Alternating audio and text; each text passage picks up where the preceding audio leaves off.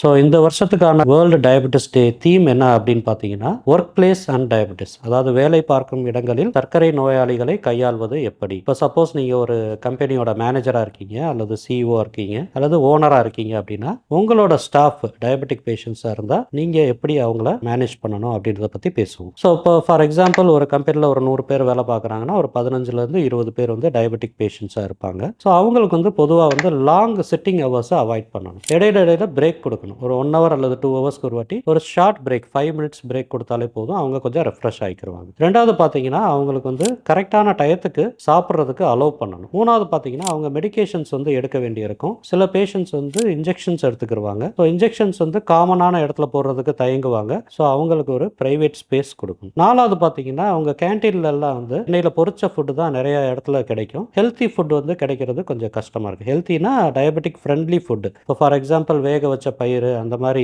Food கிடைக்கிறதுக்கு நம்ம facilitate பண்ணணும். 5வது பார்த்தீங்கன்னா, நம்ம வந்து ஒரு மெடிடேஷன் ப்ரோக்ராம் அல்லது யோகா ப்ரோக்ராம் அல்லது ஒரு ஒர்க் அவுட் ப்ரோக்ராம் வந்து வீக்லி ட்வைஸ் ஆர் த்ரைஸ் வந்து ஒரு 15 to 20 மினிட்ஸ் உங்கள் ஆஃபீஸ்லேயே கண்டக்ட் பண்ணிங்கன்னா ஸ்டாஃப் வந்து ரொம்ப ஹாப்பியாக இருப்பாங்க, ஹெல்த்தியாகவும் இருப்பாங்க. So whenever your staff R healthy and happy, உங்கள் கம்பெனியோட ப்ரொடக்டிவிட்டி இம்ப்ரூவ் ஆகும். நாட் ஒன்லி கம்பெனியோட ப்ரொடக்டிவிட்டி, ஒரு ஜென்ரல் வெல்பீயிங்க்கும் நீங்கள் ஹெல்ப் பண்ணதா அர்த்தமாகும். நன்றி, வணக்கம்.